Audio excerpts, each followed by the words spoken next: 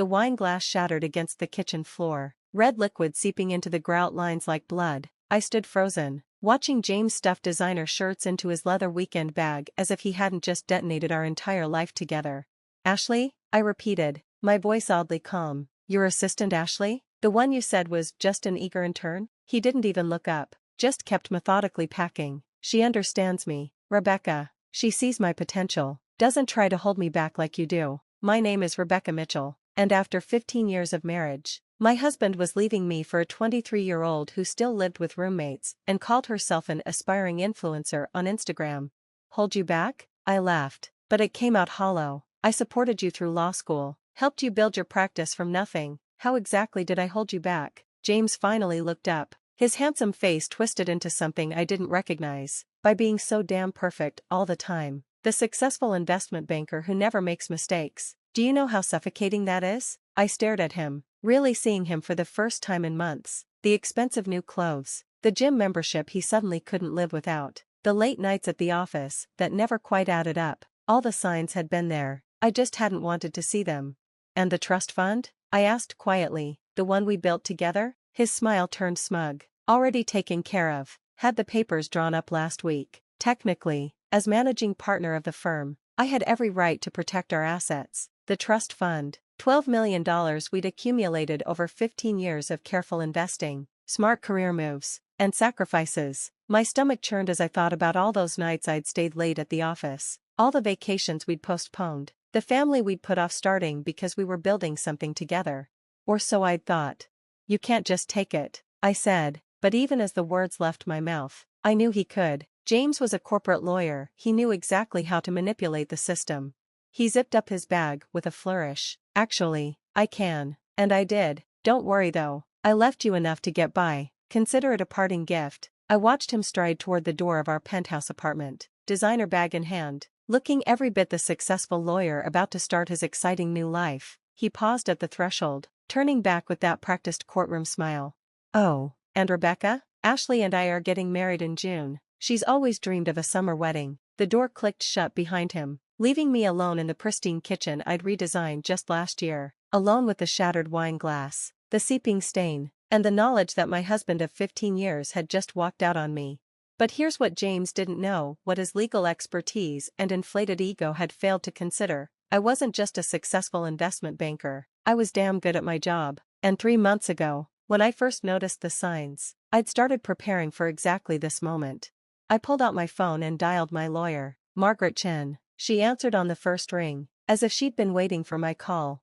"It's done," I said simply. He took the bait. Margaret's voice was crisp and professional. "Everything in place? Just like we planned. He thinks he cleaned out the trust fund, but," I smiled, feeling the first real spark of satisfaction since James dropped his bombshell, "but he has no idea about the offshore accounts, or the shell company, or the fact that I've been documenting every questionable transaction he's made in the last 6 months." There was a pause, then Margaret chuckled. "You really are brilliant, you know that? When you came to me with suspicions about James, I thought you were being paranoid, but you saw it coming." I had. The signs were there if you knew where to look. The sudden interest in cryptocurrency, the new offshore clients, the way he'd started asking pointed questions about our investment portfolio. James thought he was being clever, but 15 years in investment banking had taught me to spot patterns. So I'd prepared, quietly, methodically. I'd moved most of our assets into new accounts he couldn't access, created a paper trail of his suspicious activities, set up a trap that would spring the moment he tried to clean out what he thought was our main trust fund. "How long until he figures it out?" Margaret asked. I glanced at my watch. "The fake trust fund transfer should clear in about an hour. Once he tries to access it, the fraud alert will trigger, and all his recent transactions will be flagged for review." Margaret sounded impressed. "You've really thought of everything." "Not everything. I hadn't thought about how empty our apartment would feel. Hadn't prepared for the ache in my chest when I looked at our wedding photo still hanging in the hallway. 15 years was a long time to love someone, even if they turned out to be a stranger in the end. My phone buzzed with a text from an unknown number. "You're so lucky James wants to be with me. Don't worry, I'll take good care of him. Ashley." Of course she'd get my number from him. I deleted the message without responding. The next few hours passed in a blur. I methodically went through our apartment, gathering James's remaining belongings into boxes, his favorite coffee mug, The ridiculously expensive golf clubs I'd bought him for Christmas. The framed law degree I'd helped him earn by working extra hours to pay his tuition. Each item felt heavy with memories, with promises now broken. By midnight, I'd filled 6 boxes. They sat by the door like sentries, guarding the remains of my marriage. Then my phone exploded with notifications.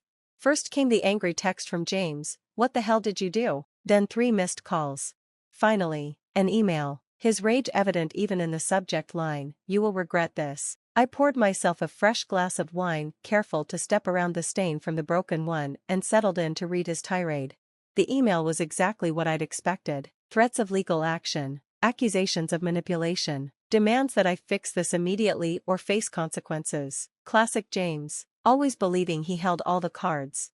I typed out a simple reply: "I suggest you check your own accounts, specifically, the transfers you've been making to Ashley's personal account for the last 3 months, the ones coded as business expenses but sent through your private server. I'm sure the Bar Association would be very interested in those." His response came seconds later: "You're bluffing."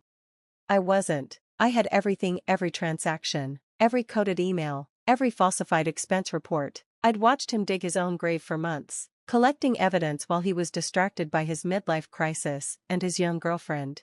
Another text from Ashley popped up: "James is really upset. What did you do to him? This is so toxic." I blocked her number. The doorman called up to inform me that James was in the lobby, demanding to be let up. I declined. Let him stew overnight. Tomorrow would be soon enough to begin dismantling the life we'd built together. As I got ready for bed that night, I caught my reflection in the bathroom mirror. I looked tired, but there was something else there too, a strength I hadn't noticed before, maybe hadn't needed until now. I thought about the day James and I met, both young and ambitious, believing we'd take on the world together. We had, in a way, we'd built something remarkable. I just hadn't realized he'd been planning his exit strategy while I was planning our future. My phone buzzed one last time. A message from Margaret: "Everything's in motion. Get some sleep. Tomorrow's going to be interesting." She was right. Tomorrow would be the day James discovered exactly what happened when you underestimated your wife. But for now, I needed rest. I crawled into our king-sized bed, my bed now, and stared at the ceiling, listening to the quiet hum of the city below. 15 years of memories echoed through the empty apartment, but for the first time since James walked out, I didn't feel like I was drowning in them. Instead, I felt something unexpected: anticipation. Because tomorrow, James would learn that his carefully planned escape with his young girlfriend wasn't going to go quite the way he'd imagined. Tomorrow, he'd discover that the woman he'd dismissed as predictable and suffocating had outmaneuvered him at every turn. Tomorrow, the real games would begin. The next morning, I woke to 17 missed calls and over 30 text messages. James had been busy. His messages devolved from angry demands to desperate pleas as the night wore on, ending with a final text at 4:37 a.m. "We need to talk, please." I took my time getting ready, selecting a crisp white blazer and my favorite Louboutins. If I was going to watch my husband's world implode, I wanted to look impeccable doing it. Margaret called while I was doing my makeup. "Are you ready for this? He's been calling my office since 6 a.m. "I'm ready," I said, applying a final coat of red lipstick. "Is everything in place? The bank has frozen all the suspicious transfers. The Bar Association received our anonymous tip about his creative accounting, and that private investigator's report you commissioned? It's devastating." I smiled at my reflection. Perfect. Time to end this. The law firm of Mitchell Associates occupied the top 3 floors of a gleaming downtown high-rise. James had insisted on the location when we first opened it, claiming the view helped close deals. I hadn't set foot in the building since I'd first suspected his affair, but I still had my key card. Some things he'd forgotten to take away. When I stepped off the elevator, the office was in chaos, staff huddled in corners, whispering. Ashley was nowhere to be seen, but her desk had been cleared out. James's office door was closed, blinds drawn.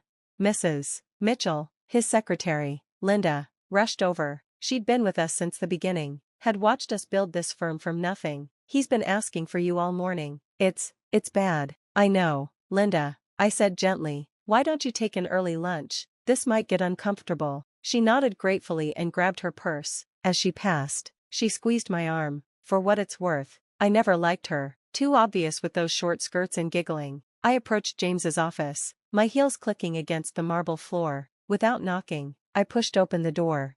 The great James Mitchell looked like hell. His perfectly styled hair was a mess, His expensive shirt wrinkled. He sat behind his massive desk, surrounded by papers and empty coffee cups.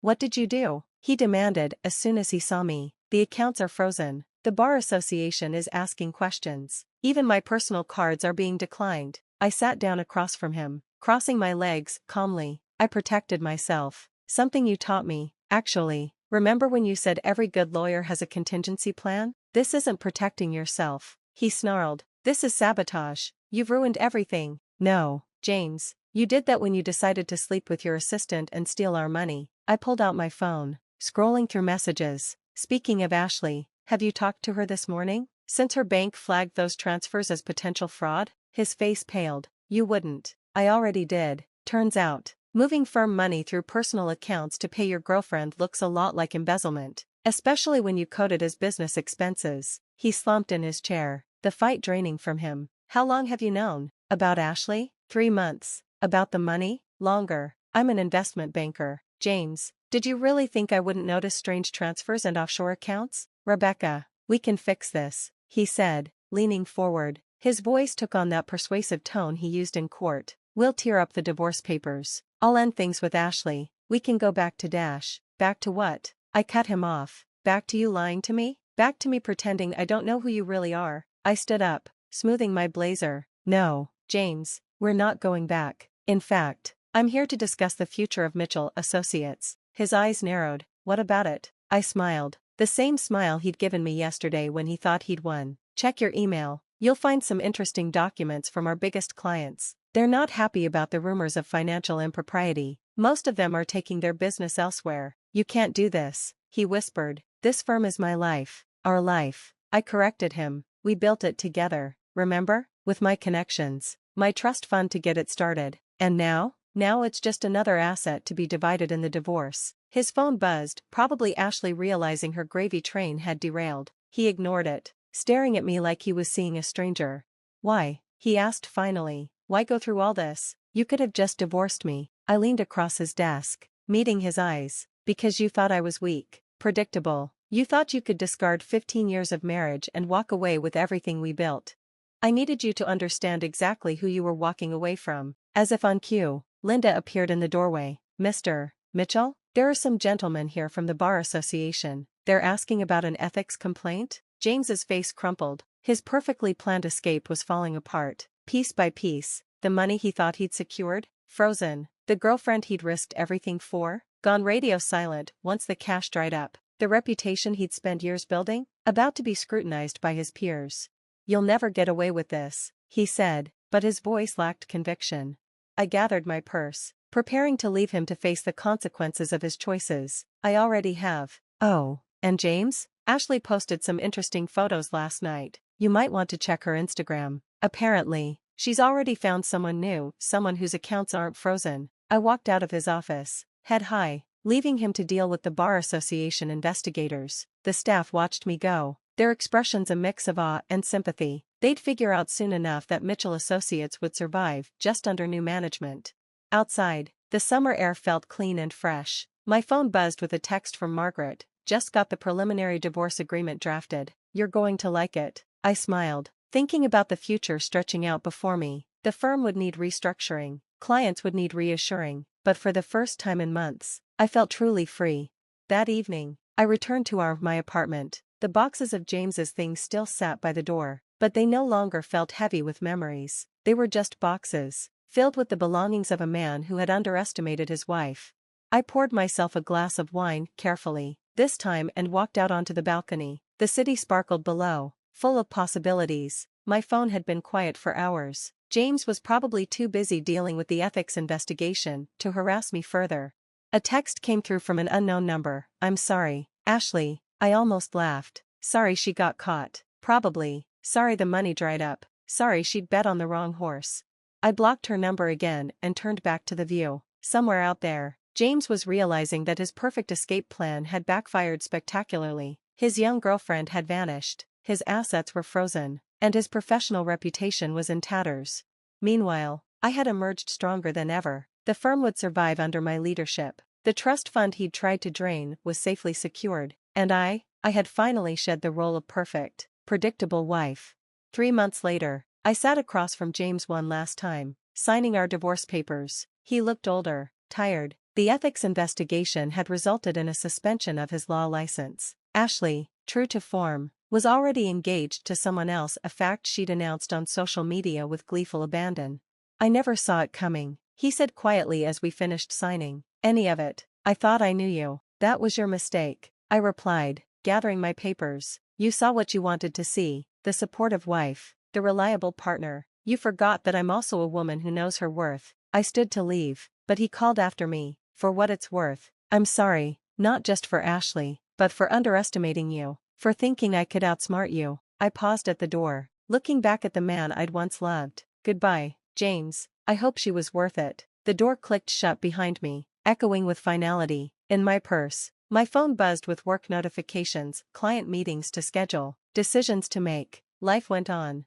That night, I finally cleaned up the wine stain from the kitchen floor. As I scrubbed, I thought about the day James left, thinking he'd orchestrated the perfect exit. He hadn't realized he was actually setting himself up for the greatest fall of his life. Sometimes the perfect revenge isn't about getting even, it's about showing someone exactly what they lost and making sure they live with that knowledge forever.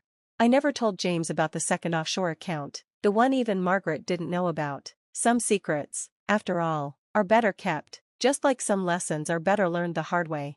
The wine stain finally faded, leaving no trace of that fateful day. Like James's presence in my life, it had seemed permanent at first, a mark that would never fade, but with enough patience, enough determination, anything can be erased. Well, almost anything. The lessons? Those I'd keep forever.